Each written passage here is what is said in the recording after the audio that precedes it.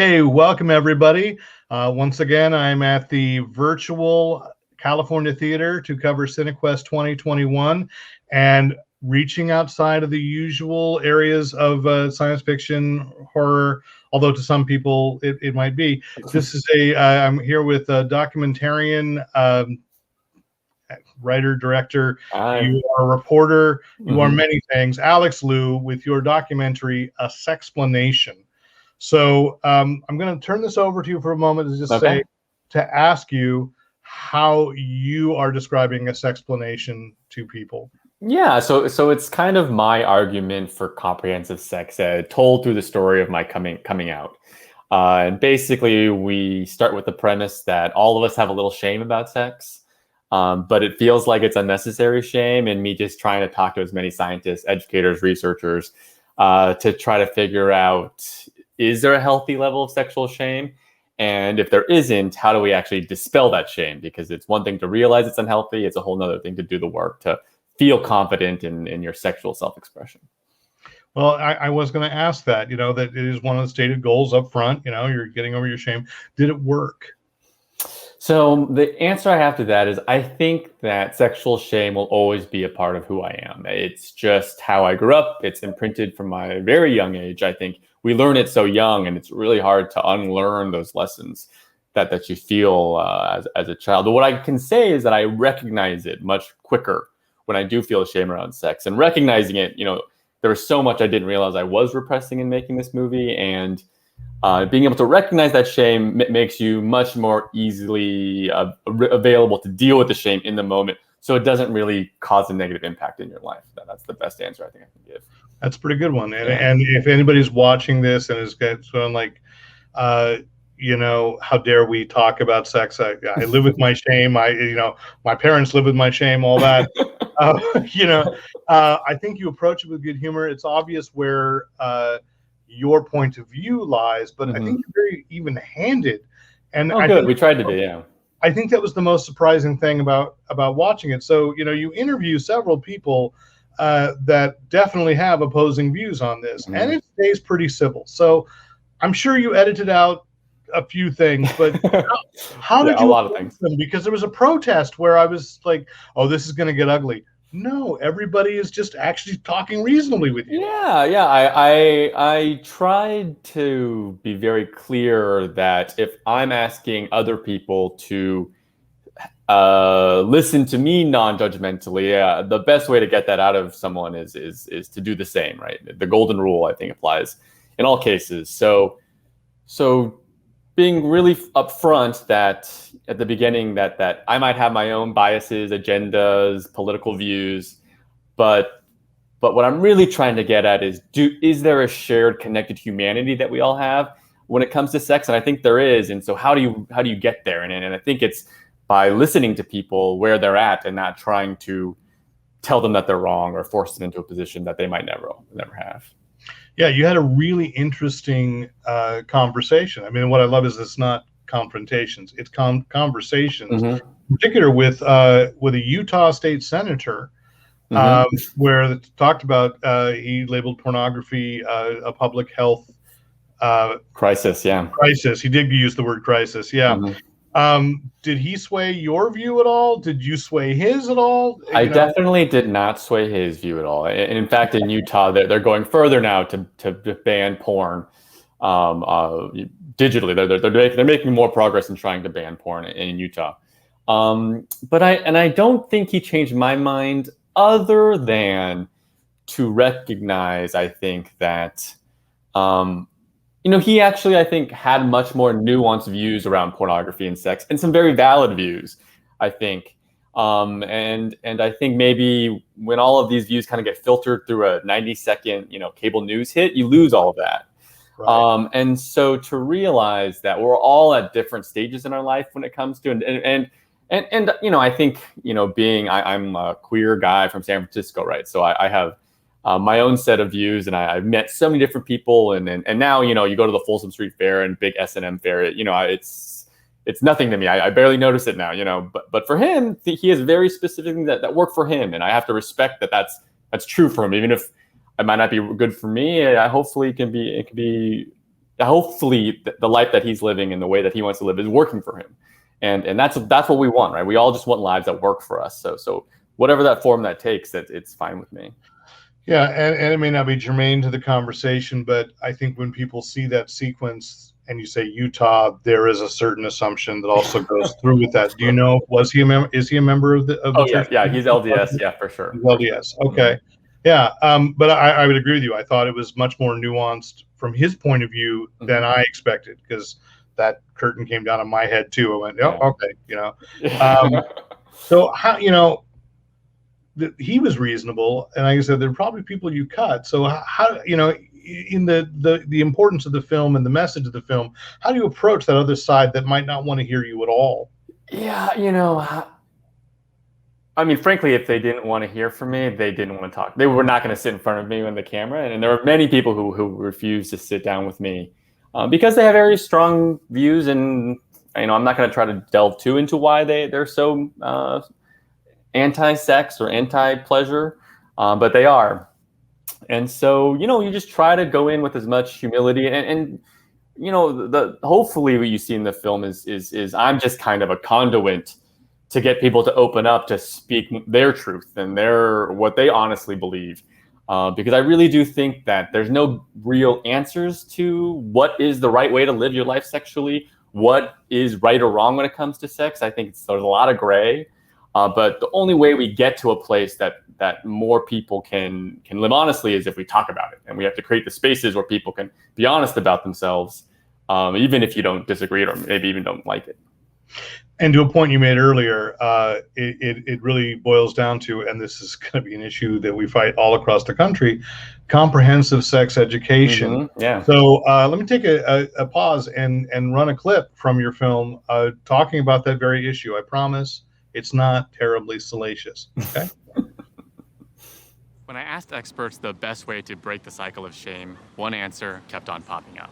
I think the answer is comprehensive sex ed. Comprehensive sex education. Comprehensive sex ed. So comprehensive sexuality. Comprehensive sexuality education. So what makes sex ed comprehensive? According to the United Nations, it's medically accurate, age-appropriate, non-judgmental, and prepare students to make informed decisions about their sexual health. To me, knowledge is freeing, and knowledge is less likely that a person's to be manipulated or exploited. There have been pretty comprehensive sex education programs put forward, and not even that comprehensive. It's just that they mention like masturbation and gay people in it.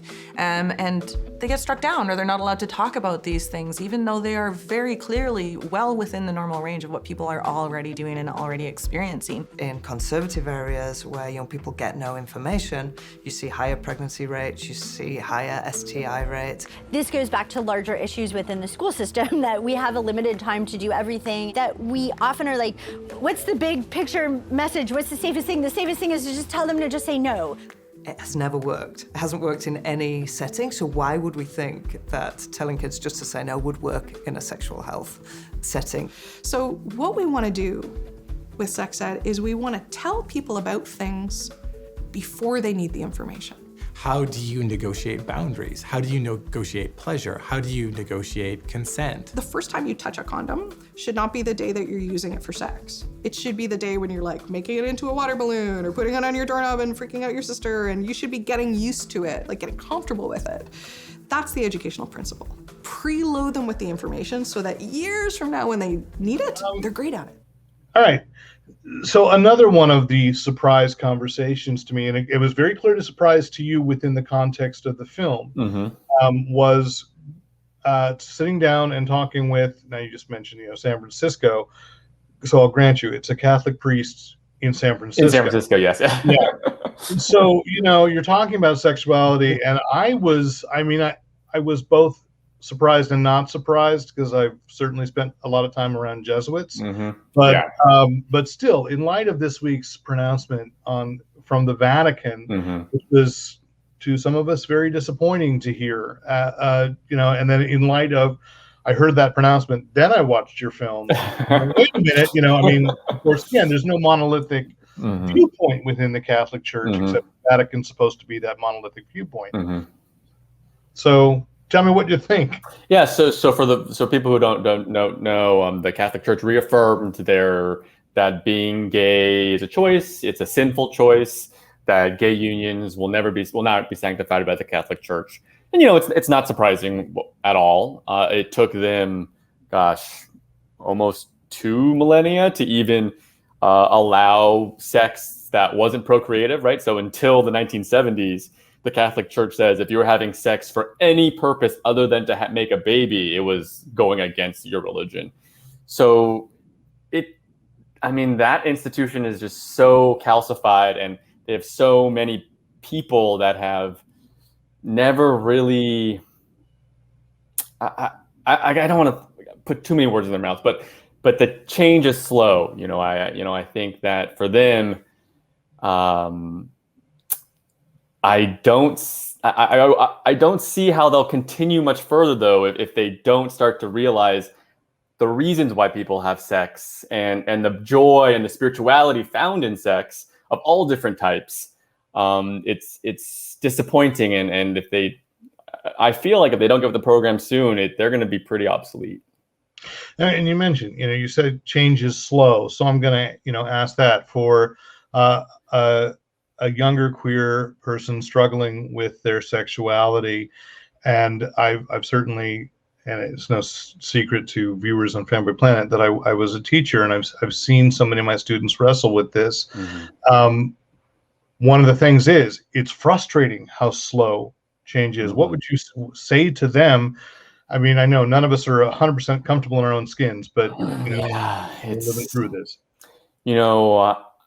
I think what Dan Savage did with the It Gets Better project was such an amazing watershed moment for gay people in the world, really. Because if you were to tell my 15-year-old self that I'm talking with someone about a movie I made around sex education in which I divulge my deepest, darkest sexual fears, I just couldn't even imagine that. That's just unimaginable. But it took me 20 years to get here. That is just the way of the world, and the only way change definitely won't happen is if you don't keep at it. It is a constant grind. It is a constant slow erosion away of the way things were. But slowly things do change. It might not feel like that at the moment. It never does. But in my life, we went from not being able to say the word gay on television to gay marriage. So I think, it's possible, but you have to work at it. Everyone has to work at it. And on another unfortunate, timely note, another change that is, I can't believe that we're still having to deal with this in 2021, but which is, there have been a lot of incidents in the last week of anti-Asian American violence. Mm-hmm. And of course, I hope that out of it, people are realizing it wasn't isolated to this week. It's been going on for quite some time. Mm-hmm. I mean, no, I'm seeing people going, what? I've never seen this. So it hasn't happened. So, I mean, we just talked a little bit ago about, I don't know if this is the place to say, but you're an Asian American filmmaker. Yeah. In addition to your queer identity, your Asian American identity. Yeah. I think what I'm hoping with this film too is, I have two very, intimate kind of revealing conversations with my parents, and I don't know if it's the immigrant experience or I don't know if it's the Asian experience, but it is part of our cultural DNA not to make waves, not to speak out, to go with the flow. Don't make problems. Don't make trouble. You want to assimilate. I think that is something that being Asian American, I really relate strongly to, and like you said, this is.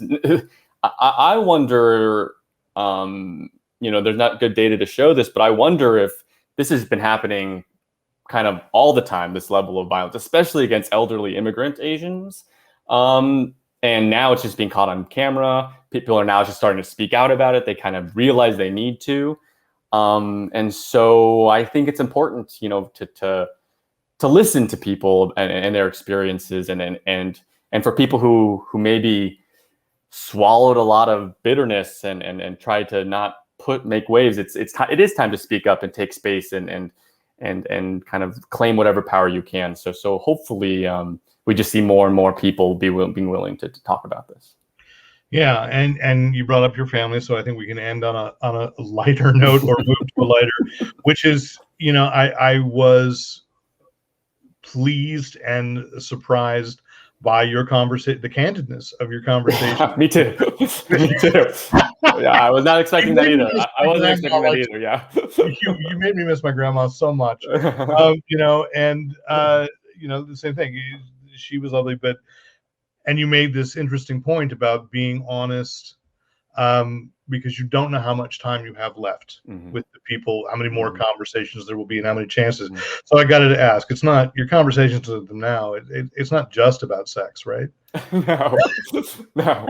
But now that is on the table, right? Now, if I'm dealing with something, I know I can talk to my parents now about, what was sex in your 40s like, some things like that, which these questions I never would have thought I could talk to them about. And now, well, yeah. Is there a moment where you've just said, like, no, I'm good right now, please stop? No. I think for both of us, it's a brave new world in terms of this topic. And so, I think one of the experts says it well. We probably, with our families, with especially parents, we probably only have the courage or the endurance to talk about these things 4 minutes at a time, 5 minutes at a time. But those 4 or 5 minute conversations, you have them, once a month. It adds up. Yeah, after a few decades, And so, just being able to have other things to talk about on a much deeper level, things that really matter, right? When you get on the phone with your parents, so much of our conversations could be just, what's the weather like? What was your work like today? But, getting to the real meat of what it means to be a human and how do you deal with that? I think to ignore sex and sexuality really, really means you have to hide a big part of yourself. Yeah. Well, thank you for this conversation. Once again, if people are going to follow this, sexplanation.com, as well as I've been running across, it screens March 20th to March 30th, streaming on the virtual Cinequest. Tickets are on sale now, $3.99 for a screening, and half of the profits, half of the money taken in goes to the individual filmmaker. I don't know how they're dividing this up, but I still think yeah, and we're having virtual parties too. If you go to sexplanation.com, we're having parties where people can come, and we'll have experts from the film there, so you can ask them all the questions you have or all the things you wanted to know. We'll have crew members. So sexplanation.com is where you go to get all the information for those events. Well, okay, and then excellent. Look forward, and I heartily encourage everyone to go to one of these. I mean, watch the movie first, so that watch it first. Watch it first. Yeah. You have your own questions, and I don't want to give away too much, but it was, it was just really surprising. Is not the right word. But it was fun but serious, and really a great exploration of it. So, Alex, thank you so much, and I wish you all the luck with this, getting distribution and hopefully in the appropriate level of classrooms. Because maybe not high school. I don't know. Maybe high school. I don't know. Well, that'd be great. But yeah, I think maybe a little older. Yeah, more mature teens for sure. Yeah. Well, thank you for listening. Thanks for having me on and giving a damn. So thanks so much.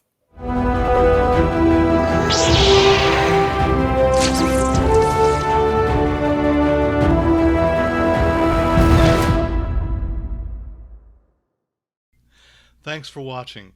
Hit the subscribe button to make sure you don't miss out on any Fanboy Planet videos. And remember, use your powers for good.